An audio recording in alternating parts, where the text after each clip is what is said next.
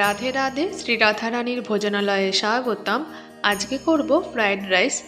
শেষ অবধি দেখতে থাকো, ভালো লাগলে লাইক, শেয়ার আর কমেন্ট করে দিও। ফ্রাইড রাইস করতে গেলে যে টিপসগুলো ফলো করতে হয় সেই টিপসগুলো তোমাদের সাথে শেয়ার করে নেব। আশা করছি তোমাদের সাহায্যই হবে। ফ্রাইড রাইস করতে গেলে প্রথমে যে দিকটা লক্ষ্য করতে হয় সেটা হচ্ছে চালটা যেন একদম ঠিকঠাক হতে হবে। আমরা এখানেতে ইন্ডিয়ান গেট যে দেরাদুন রাইস চালটা হয় সেই চালটাই নিয়েছি। একদম বলা যেতে পারে 1 নম্বর চাল। এটা কিন্তু একদম বেস্ট হয় এই ফ্রাইড রাইস করবার জন্য। এছাড়াও বাজারেতে এখন ফ্রাইড রাইসের জন্য নানা রকম চাল বিক্রি হয়ে থাকে, তবে সেটা দেখে নিতে হবে যেন ঠিকঠাক হয়। এইবার চালটাকে 2 থেকে 3 বার একদম হালকা হাতে ভালোভাবে ধুয়ে নিয়েছি, আর তারপর 30 মিনিটের জন্য জলের মধ্যে ভিজিয়ে রাখবো। এর সাথে সবজিগুলোকেও বানিয়ে নিয়েছি। সবুজ ফুলকপি মানে ব্রোকলি, কড়াইশুঁটি, বিনস আর ক্যাপসিকাম লঙ্কা, আর সাথে কাজু আর কিশমিশ যেটা জলের মধ্যে ভিজিয়ে রাখবো। কাজু কিশমিশ জলের মধ্যে ভিজিয়ে রাখলে কিন্তু একটু হালকা নোংরা বেরিয়ে যায়, আর ভালোভাবে রগড়ে ধুয়ে নিলে কাজু কিশমিশটা বেশ ভালো হয়। এখানে সবজিগুলো সব বানানো হয়ে গেছে, আর এরপরেতে চালটাকে যে 30 মিনিট মতন জলের মধ্যে ভিজিয়ে রেখেছি, চালের দানাগুলো বেশ সাদা সাদা হয়ে আরেকটু যেন বড় বড় হয়ে যাচ্ছে।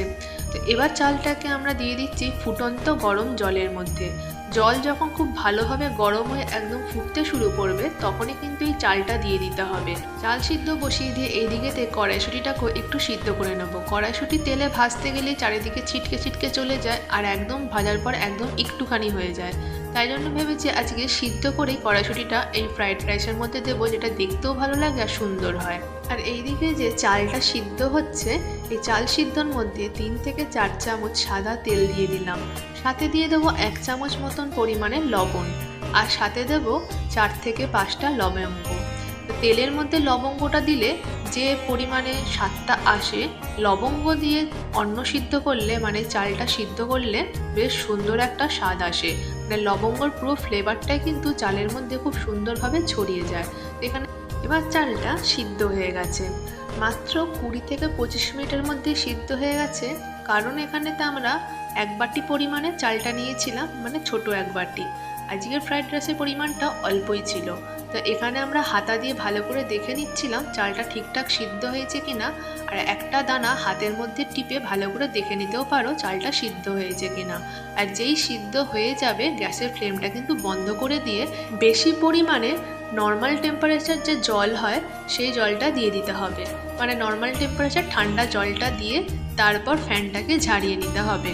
আর একটা কথা, চাল সিদ্ধ হবার সময় সিদ্ধ হতে হতে যদি জল শুকিয়ে যায় সেক্ষেত্রে কিন্তু ঠান্ডা জল দেওয়া যাবে না, উষ্ণ গরম জল রেডি করে রাখতে হবে।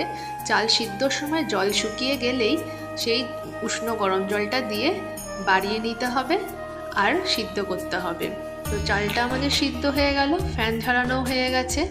এরপরেতে আমরা বেশ পরিমাণে তেল দিয়ে দিয়েছি, সাদা তেল।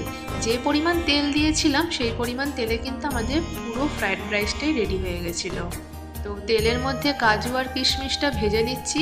আর কাজু কিশমিশটা তো আমরা আগে থাকতে একটু জলের মধ্যে ভালো করে ভিজিয়ে রেখেছিলাম, আর যে ময়লাটা থাকে সেই ময়লাটাও কিন্তু বেরিয়ে যায়।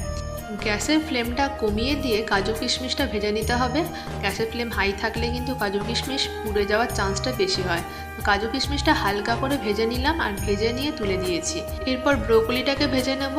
গ্যাসের ফ্লেম বাড়িয়ে নিয়ে ব্রোকলিটাকে 5 থেকে 6 মিনিট মতন আগে ভেজে নিতে হবে। ব্রোকলিটাকে আমরা সিদ্ধ করিনি, মানে উষ্ণ গরম জলেতে ধুয়েও নিইনি, কিছু করিনি, কারণ ব্রোকলিতে সেই সাদা কপির মতন খুব একটা গন্ধ থাকে না, আর বেশ ভালো হয়। সাদা কপির থেকে কিন্তু খুব সুন্দর হয়। যদি কেউ সাদা কপি দিয়ে করো এক্ষেত্রে, তো সাদা কপিটাকে আগে একটু গরম জলের মধ্যে ফুটিয়ে সেই জল ফেলে দিয়ে তারপর কপিটাকে আগে ভেজে নেবে, আর ভেজে নেওয়ার পর বাকি সবজিগুলো দেবে, ঠিক যেমন ব্রোকলির ক্ষেত্রেও করেছিলাম।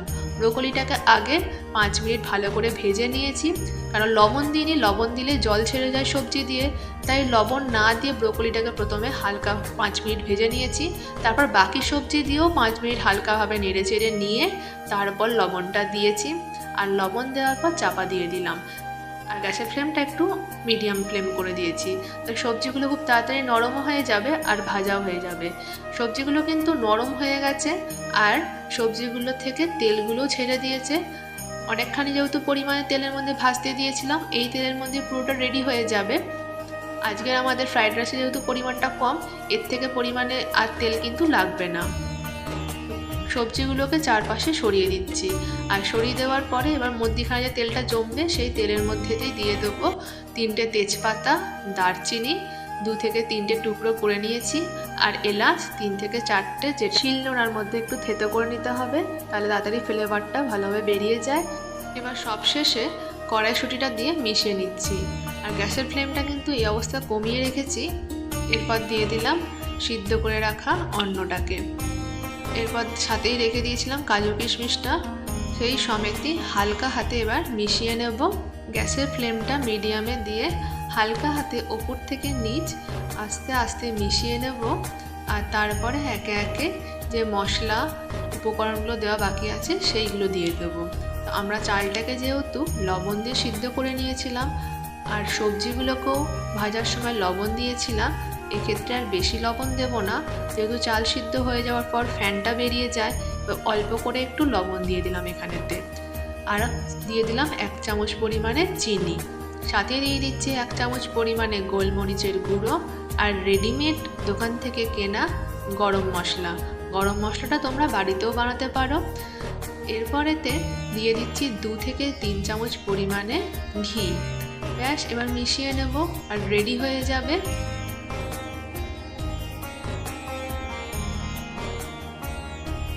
এইভাবে যদি তোমরা ফ্রাইড রাইস রেডি করে থাকো, তাহলে কিন্তু তোমাদের কোনো অসুবিধা হবে না। ফ্রাইড রাইস করতে গেলে মূলত চালের দিকটা একটু লক্ষ্য রাখতে হয়। চালের কোয়ালিটি যদি খুব সুন্দর হয়, তাহলে ফ্রাইড রাইসও একদম ঝরঝরে হয়। এখানেতে সমস্ত মশলাগুলো মিশিয়ে নেওয়ার পরেতে 30 মিনিট মতন চাপা দিয়ে রেখে দিয়েছিলাম। গ্যাসের ফ্লেম কিন্তু বন্ধ করে রেখে দিয়েছিলাম। এরপরেতে 30 মিনিট পর খুললাম, দেখো কত সুন্দর হয়েছে, একদম ঝরঝরে। যাদের ফ্রাইড রাইস করতে গেলে নানা রকম অসুবিধা হয়ে থাকে, তারা এইভাবে ট্রাই করে দেখতে পারো। ভালো লেগে থাকলে কমেন্ট করে অবশ্যই জানিও, সাথে থাকতে চ্যানেলটিকে সাবস্ক্রাইব করে দিও। রাধে রাধে।